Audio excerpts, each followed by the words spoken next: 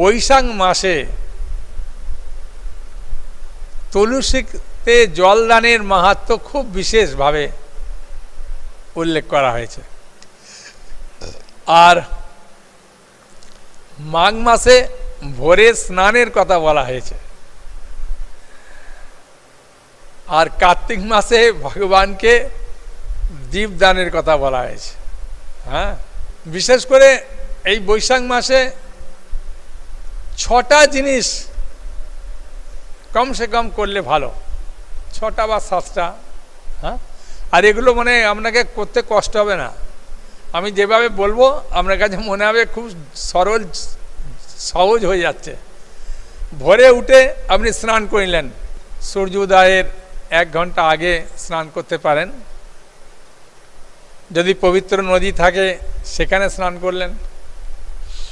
আর না হলে তো আমাদের গুরু মহারাজ আমাদের বিশেষ কৃপা করেছেন, শ্রীশ্রী জয়প্রকাশ স্বামী গুরু মহারাজ এত কৃপা করেছেন। সাধারণত যারা দূরে আছে, হ্যাঁ, 1 যোজন মানে 10 কিলোমিটার শুধু নয়, বলছেন কোথায় পড়লাম 100 যোজন মানে 800 মাইল দূরে গঙ্গা থেকে থাকলেও আপনি যদি ভোরে উঠে বাথরুমে স্নান করার সময় গঙ্গা গঙ্গা গঙ্গা বলে উচ্চারণ করে 3 বার উচ্চারণ করে জল ঢেলে দিলেন গায়ে, হ্যাঁ, হয়েছেন। একবার সাধারণত বাথরুম করেছেন বলে অনেকে বলে প্রভু আমি কি বাথরুম করাতে স্নানে উচ্চারণ করো? আমি ঠিক আছে। প্রথমে আপনি মগ দিয়ে বা যা দিয়ে স্নান করছেন প্রথমে একবার গাটা শরীরটা ভিজে নিলেন, ভিজে নিয়ে যখন ফাইনাল স্নান করছেন তখন বললেন যে গঙ্গা গঙ্গা গঙ্গা বলে, তাহলেও হবে। আপনার যদি মনে এরকম সন্দেহ হয় করতে পারেন। মানে সব জিনিসের খুব সুন্দর সহজ উপায় আছে। যদি মনে করেন যে আমি ওই পায়খানা করা কাপড়ে গঙ্গা উচ্চারণ করবো না, ঠিক আছে, প্রথমে আপনি জল ঢেলে দিলেন গায়ে, একটু জল দিয়ে গাটা সম্পূর্ণ ভিজে গেল। ফাইনাল যখন জল ঢালবেন তখন গঙ্গা গঙ্গা 3 বার উচ্চারণ করে দেবেন, তাহলে গঙ্গা স্নান হয়ে গেল।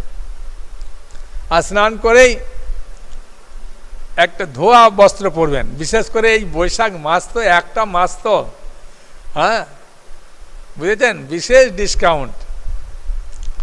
আপনাকে 11 মাস যা পারেন করুন, কিছু বলছে না।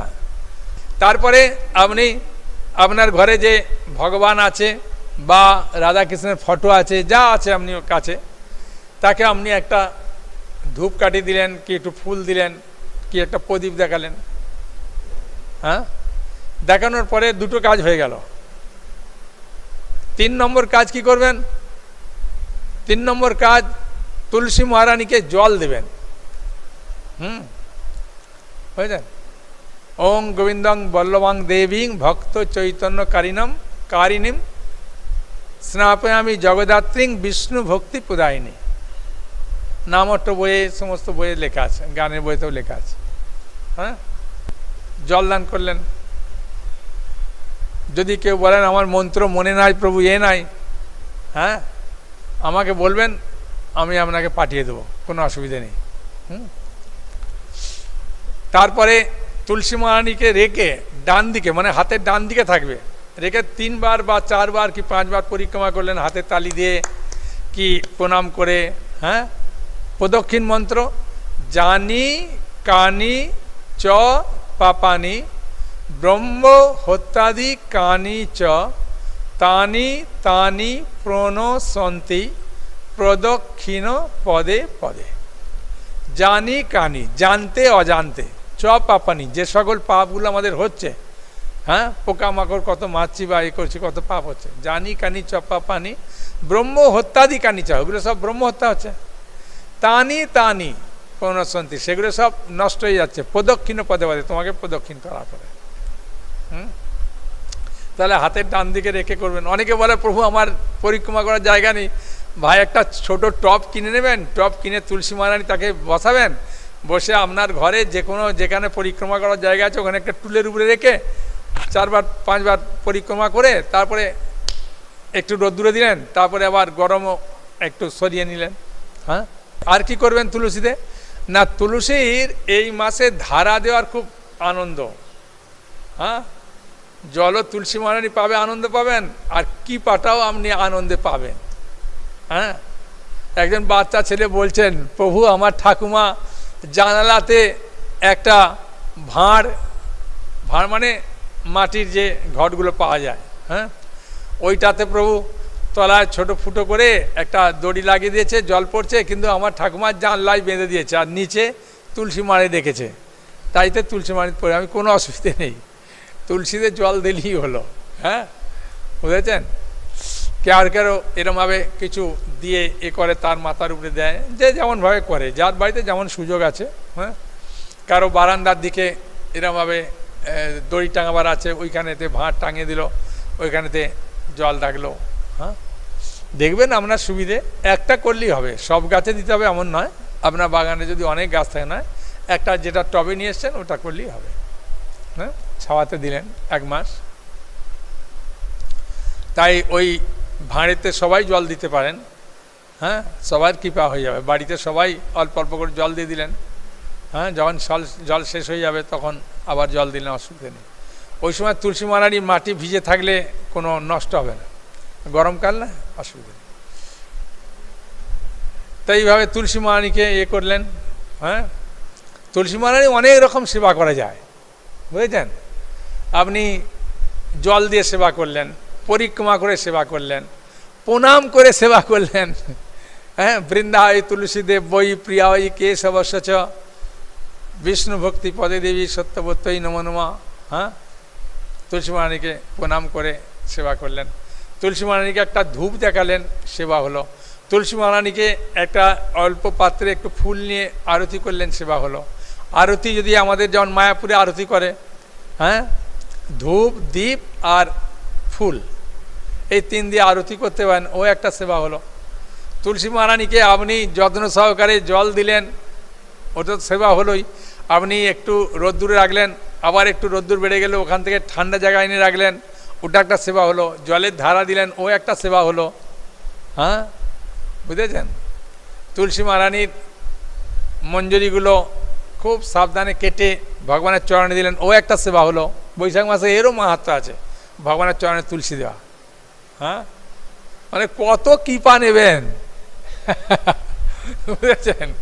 একজন আমাকে প্রশ্ন করছে, প্রভু আমরা তো প্রতিদিনই তুলসীকে জল দিই, আবার তুলসীর ধারা দেওয়ার দরকার আছে, আমি দিলে অসুবিধে কি আছে? হ্যাঁ, হ্যাঁ, অসুবিধে তো কিছু নেই।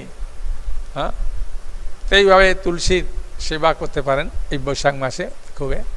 তারপরে প্রথমে এদের স্নান করলেন, তারপরে ধোয়া বস্ত্র পরলেন, ভগবানকে একটা ধূপ বা দীপ দিলেন, তারপরে তুলসী মহারানীকে জলদান করলেন, পরিক্রমা করলেন, তারপরে বসে জপও করবেন। এই বৈশাখ মাসে জপও খুব প্রয়োজন। হ্যাঁ, জপমালাতে হরে কৃষ্ণ কৃষ্ণ কৃষ্ণ হরে হরে, হরে রাম রাম রাম হরে হরে, এইবার জপও করবেন।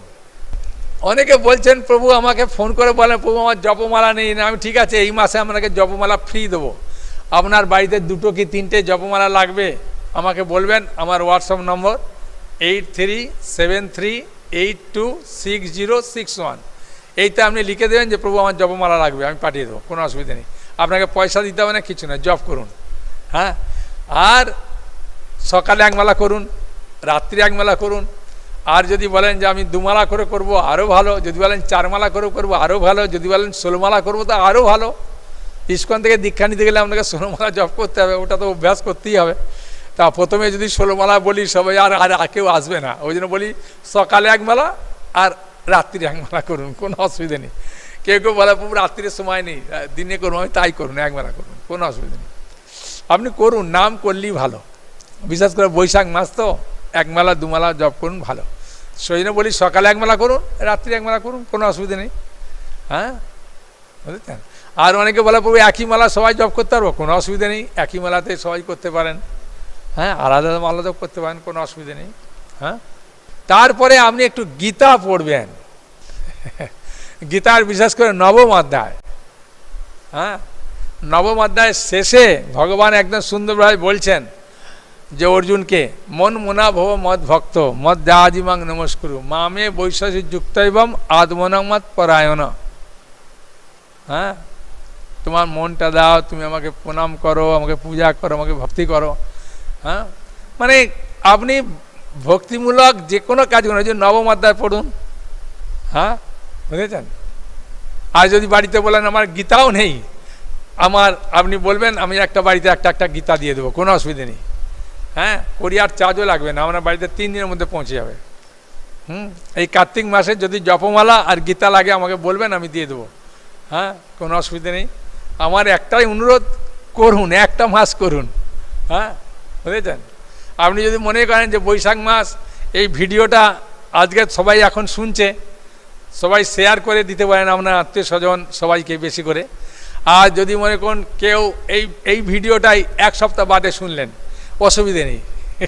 আপনি যখন শুনবেন, হ্যাঁ, তখন থেকে করতে শুরু করুন। যদি মনে করেন বৈশাখ মাস শেষ হতে মাত্র আর 1 দিন বাকি আছে, 1 দিনই করুন। হ্যাঁ, কোনো অসুবিধা নেই। 3 দিন বাকি আছে, 3 দিনই করুন, কোনো অসুবিধা নেই।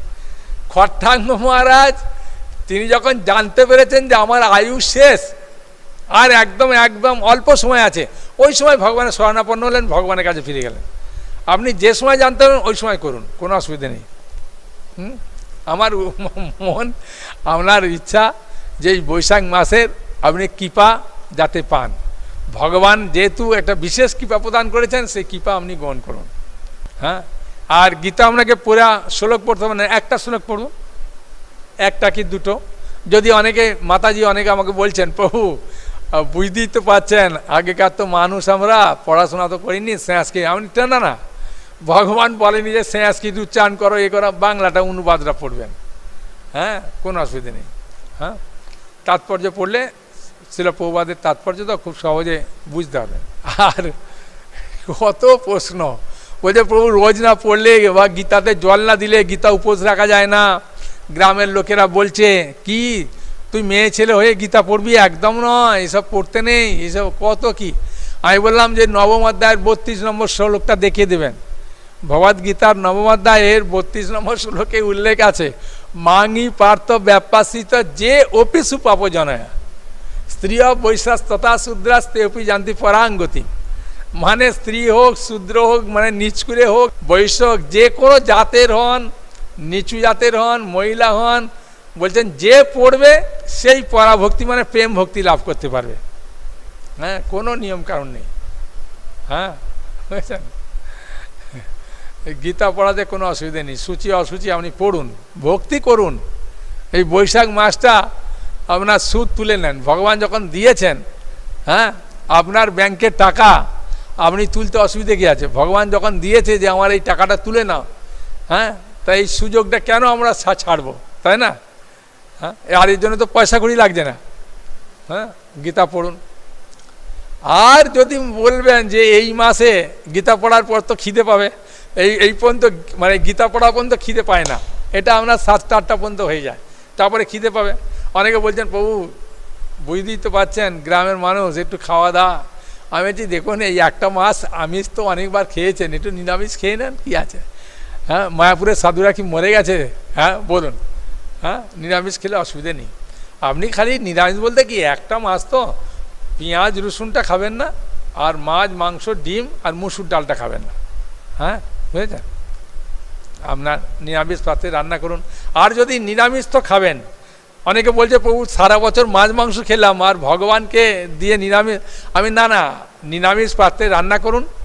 আর আপনারা যেগুলো খান সেগুলো আমিষ পাত্র হলে একটু গোবর দিয়ে ধুয়ে নিয়ে একটু ঘি লাগিয়ে দিয়ে গরম করে নেবেন, শুদ্ধ হয়ে যাবে, অসুবিধা নেই। কিন্তু ভগবানের জন্য একটা নিরামিষ পাত্র দিয়ে রান্না করুন। হ্যাঁ, রান্না করে ওই ঝিঙা পোস্ত করুন, আলু পটলের সবজি করুন, এখন পাট শাক আছে, বিভিন্ন শাক আছে, শাক করুন।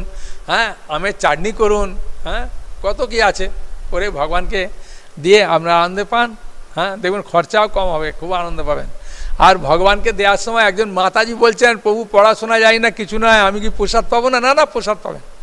আর যে আমাদের শ্রীপাদ জননীদাস প্রভু, তিনি ভাগবত প্রোগ্রামে যারা এসেছিলো তাদেরকে বললেন ভগবত গীতার সব খুলে খুলে দেখাবো। হ্যাঁ, আপনাদের কাছে এরকম গীতা আছে? এই গীতা না থাকলে আমাকে বলবেন, আমি গীতা দিয়ে দেবো, অসুবিধে নেই। হ্যাঁ, ভগবত গীতা যথাযথ ইস্কনের গীতা। হ্যাঁ, পড়ুন, দেখবেন খুব আনন্দ পাবেন। আপনাদের কাছে গীতা থাকলে খুলবেন। হ্যাঁ, আর এই ভিডিওটা দেখার সময় খুলবেন, বুঝেছেন? নবম অধ্যায়ের রাজগুজ্জ যোগ, এই অধ্যায়ের 26 নম্বর শ্লোকটা খুলবেন। হ্যাঁ, সেখানে ভগবান বলেনি যে দীক্ষা নিয়ে আমাকে ভোগ লাগাও, ভগবান বলেনি তুমি মাছ মাংস খাও বলে ভোগ লাগাতে পারবে না, কিচ্ছু বলেনি, ঠিক আছে? খালি বলেছেন ভক্তি দিয়ে তুমি আমাকে লাগাও। পত্রং পুষ্পং ফলম তোয়ম জমে ভক্তা প্রযচ্ছতি, দেখুন লেখা আছে, তদং ভক্ত অপ্রীত স্নামী পুজো আত্মনা।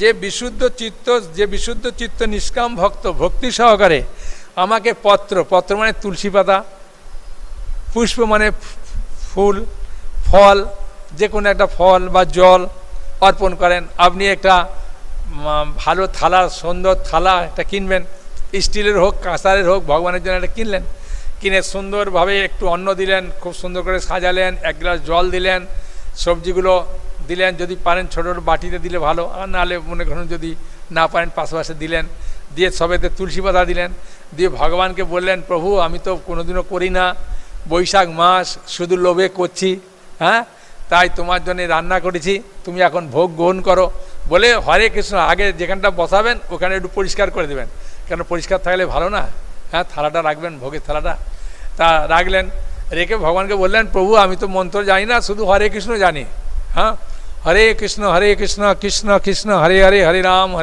রাম রাম হরে হরে, আপনি ভোগ গ্রহণ করেন বলে ভগবানকে খেতে একটু দেরি লাগবে না, আপনি পাশে বসে একমেলা জপ করবেন, হ্যাঁ একমেলা জপ করে তারপরে হাতের তালি দিয়ে ওই ভোগের প্লেটটা নিয়ে এসে সবের সঙ্গে মিশিয়ে দিয়ে তারপরে খাবেন, 1 মাস খান, খেয়ে দেবেন, খুব আনন্দ পাবেন। তারপরে আমাদের নামট্ট ভক্তিবৃক্ষ বা স্থানীয় মন্দির থাকলে যোগাযোগ করুন, নালে আমাকে আপনি ফোন করে বলতে পারেন যে প্রভু আমি এইভাবে ভক্তি করছি, আমাকে সাহায্য করুন, আমি করবো, অসুবিধা নেই, হ্যাঁ বুঝেছেন? আমাকে ফোন করলে আমি ফোন তুলি না, হোয়াটসঅ্যাপে বললে ভালো, হ্যাঁ কেন আমার সময়টা খুব বুঝতেই পাচ্ছেন তো, পড়াশোনার দেরি হয়, তা হোয়াটসঅ্যাপে বলবেন, আমি আপনাকে সাহায্য করতে পারি, হ্যাঁ বা কোনো ভক্তে যারা আছে তাদের সঙ্গে ফোন নম্বর দিয়ে সাহায্য করে দেবো, যাতে আপনি ভগবত ভক্তি করেন, আমি আপনাকে হেল্প করতে পারি, হ্যাঁ আমি আপনার শিক্ষাগুরু রূপে কাজ করতে পারি।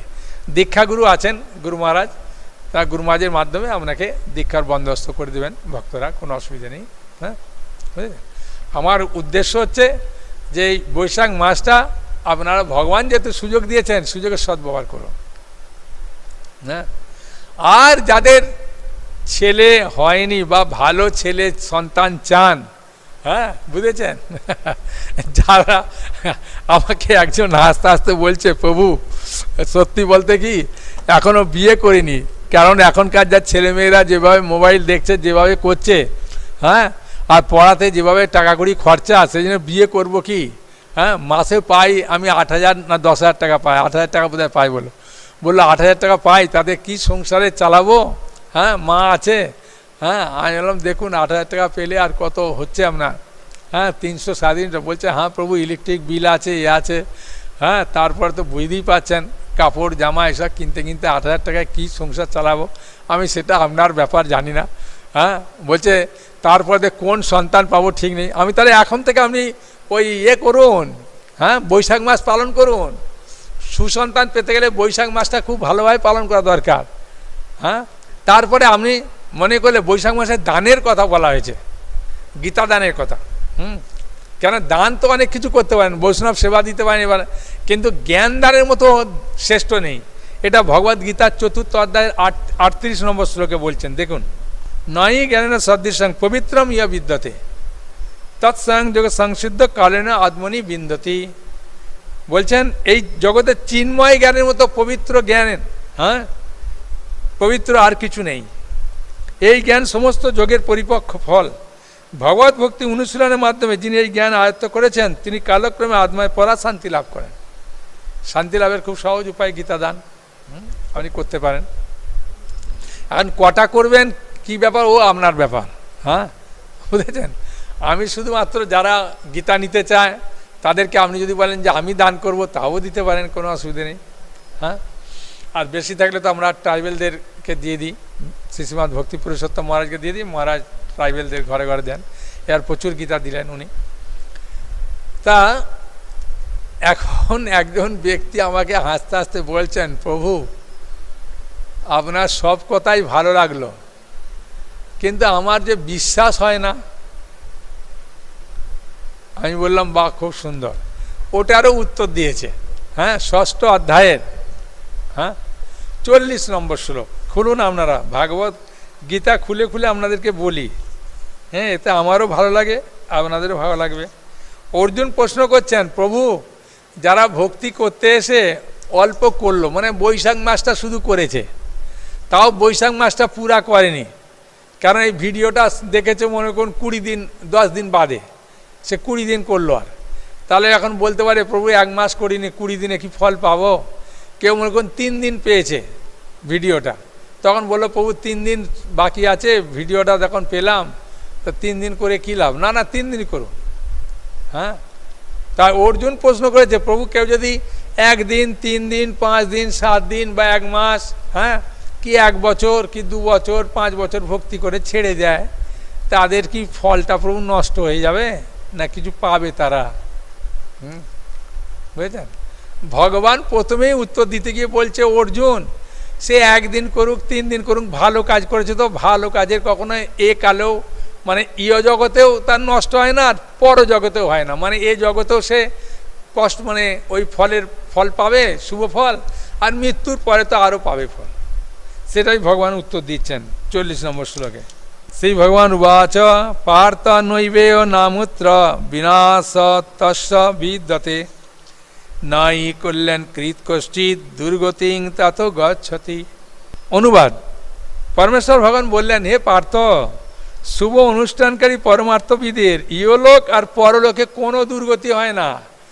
আপনি বিশ্বাস করে করুন আর বিশ্বাস না করে করুন, যদি করেন আপনার কোনো লোকসান যাবে না।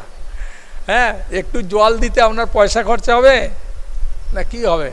বুঝেছেন? হ্যাঁ, সবেতেই আপনার লাভ হবে।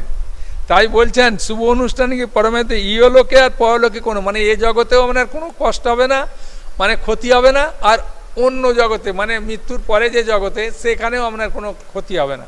তাহলে করতে অসুবিধে কি আপনি বলুন? যখন এত সুযোগ আছে তখন আপনি কেন করবেন না?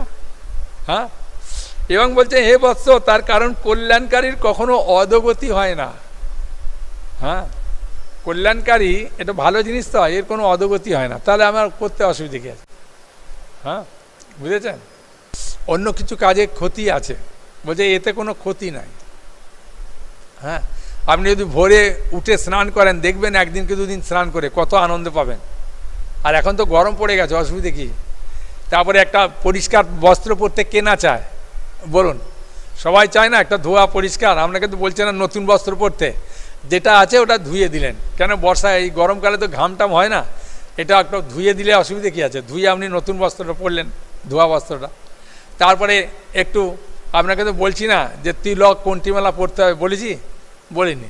হ্যাঁ, আপনাকে বললাম যে স্নান করবেন, স্নান করে উঠে একটু ভগবানকে একটু ধূপ দিলেন, দিয়ে তুলসী মানিকে জল দিলেন, অসুবিধে কী আছে? জলের অভাব আছে? একজন বলছে মাথায় যে আমাকে প্রশ্ন করছে, মানে এত হাসি পায়, বলছে প্রভু তুলসী মহারানীকে কি গঙ্গা জল দিতে হবে না পুকুরের জল দিতে হবে না কলের জল দেবো, কোন জল দেবো? আমি যে জল আপনার কাছে আছে ওই জলই দেবেন, কোনো অসুবিধা নেই, ঠিক আছে? হ্যাঁ, কোনো অসুবিধা নেই। তাই জল দিলেন, একটু পরিক্রমা করলেন, আপনারই তো পাপ নষ্ট হওয়ার জন্য পরিক্রমা, তাহলে করবেন না কেন? সব তো আপনারই করলেন। তারপরে আপনি গীতা পড়লে আপনি তো কিছু জিনিস জানতে পারবেন, কেন পড়বেন না? তারপরে প্রসাদ খেলে, আপনি তো অন্য দিন এতদিন তো অনেক কিছু খেয়েছেন, প্রসাদ খেতে অসুবিধে কী? হ্যাঁ, তারপরে আপনি যদি বলেন আমি 1টা বা 2টো কি 3টে গীতা দান করব, তাও অসুবিধে কী? গীতা দান করা মানে তো কৃষ্ণকে দান করছেন, কেন গীতাতে কি আছে? কৃষ্ণ উপদেশ আছে, অসুবিধে কী আছে? সেই জন্যে আমি অনুরোধ করব, আপনারা যারা গীতা নিতে চান, একটা বাড়িতে আমি 1টা গীতা দিতে পারি, পড়ুন। যদি গীতা কারো বাড়িতে না থাকে, যদি বলবেন আমার হোয়াটসঅ্যাপ বলবেন, যদি কারো জপমালা লাগে বলবেন, আমি পাঠিয়ে দেবো, পয়সা লাগবে না, কোনো অসুবিধে নেই। হ্যাঁ, আমার কথা হচ্ছে বৈশাখ মাসটা ভালো করে পালন করুন। এই করোনা ভাইরাসে কোনো সময় নষ্ট না করে স্বামী স্ত্রী ছেলে মেয়ে একসঙ্গে বসে একটু হরিনাম করুন, গীতাভাগবত পড়ুন, দেখবেন সংসারটা কীরকম একটা শান্তিময় হয়ে উঠছে। হ্যাঁ, ভগবান কৃষ্ণ গীতায় বলছেন প্রত্যক্ষ অবগম ধর্মম সুসুখং কর্তুম অব্যয়ম। তুমি প্রত্যক্ষভাবে অনুভব করতে পারবে যদি তুমি এই ভগবত ভক্তি করো।